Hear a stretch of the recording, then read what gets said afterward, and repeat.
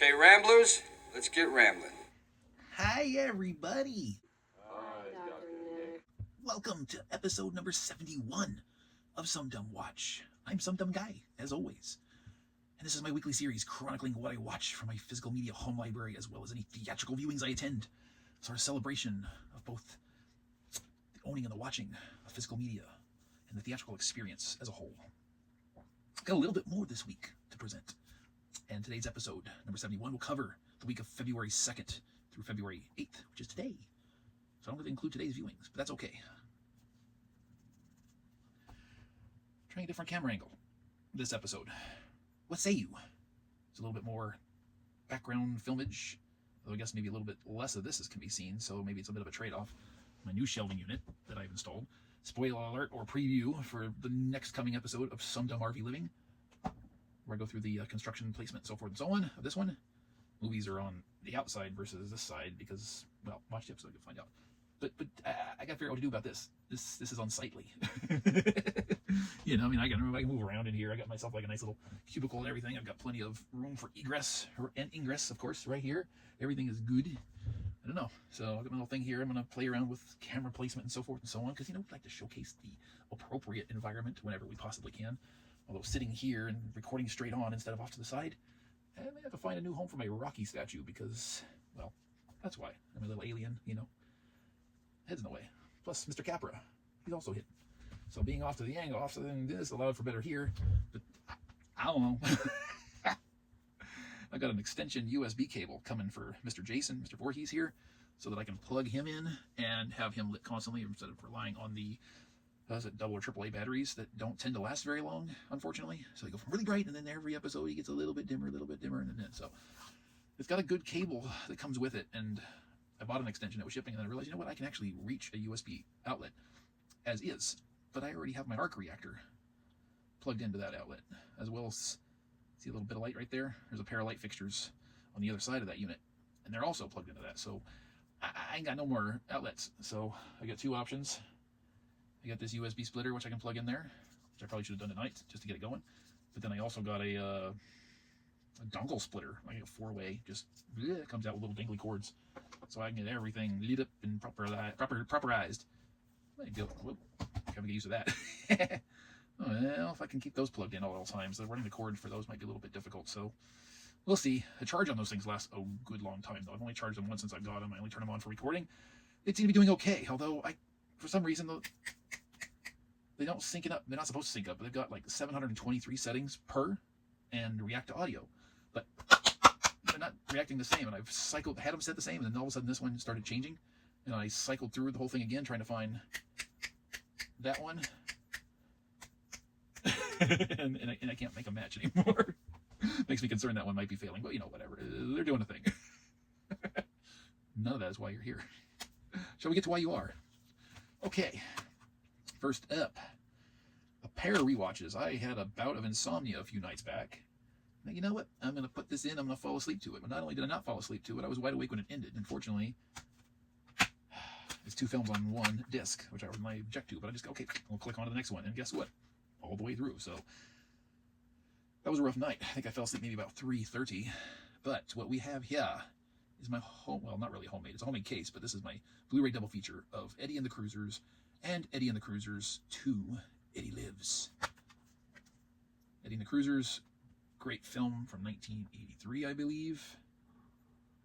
Eddie and the Cruisers 2, 1989. Very much mixed baggage. It has some really great aspects, some cringe aspects, and other aspects that make it not really work as a sequel. So I will recommend Eddie and the Cruisers. I don't want to say cursed, but an ill-fated early 60s rock band gone wrong.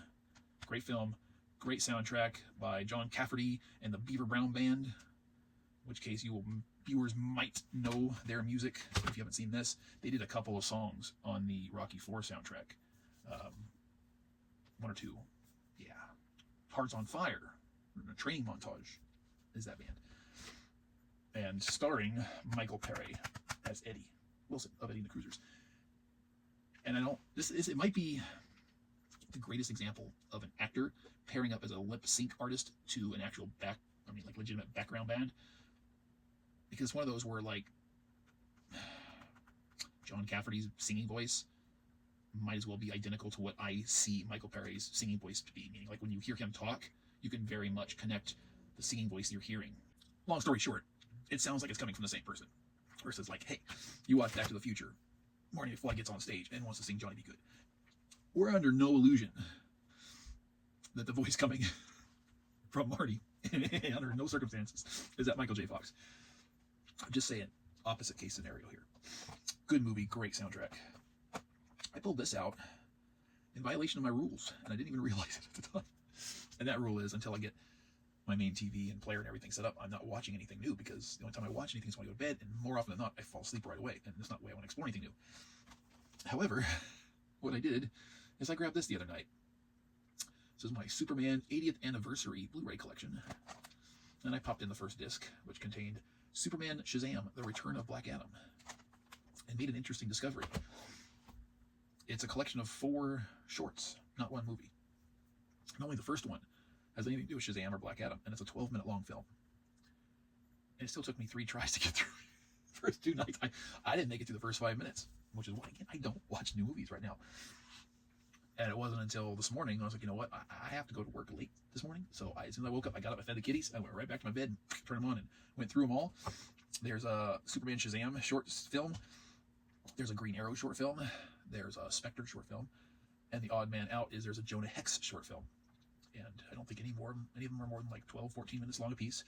Wasn't expecting that. You know, it's strange to have a collection of short films and just give it the title of the first. But there's 1, 2, 3, 4, 5, 6, up to 7 more films in the set. And I might just continue on, because at least DC animated films are simple and relatively short. Yeah, maybe. We'll see. Television.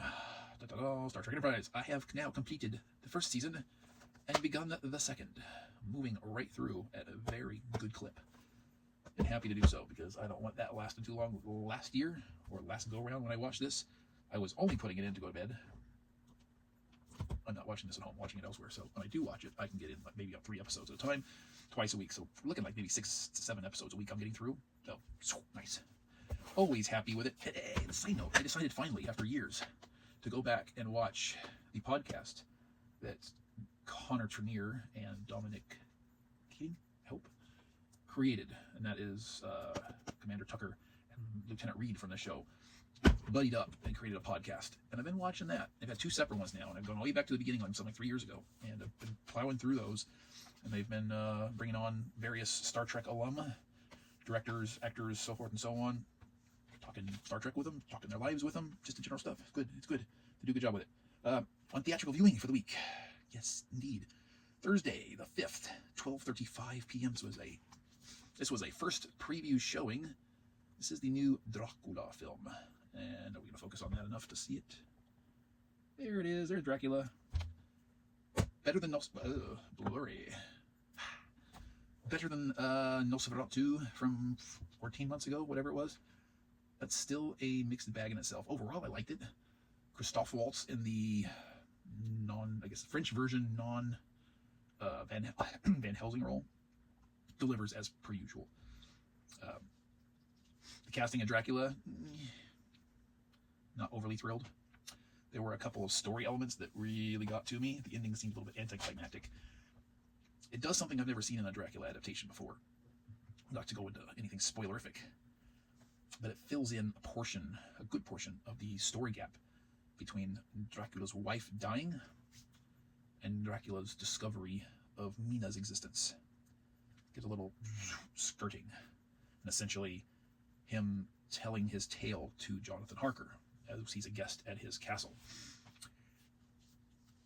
That had 2 detrimental impacts for me. 1, didn't like anything about the story that was told there. It was downright stupid, in my opinion. And 2, it took away from the amount of time that was then left spent to tell the tale that we're all used to, which means by the time we got to that point in the story, things had to run at something of an accelerated pace. And then, as a consequently, the conclusion, the 3rd act, felt rushed and anticlimactic to me.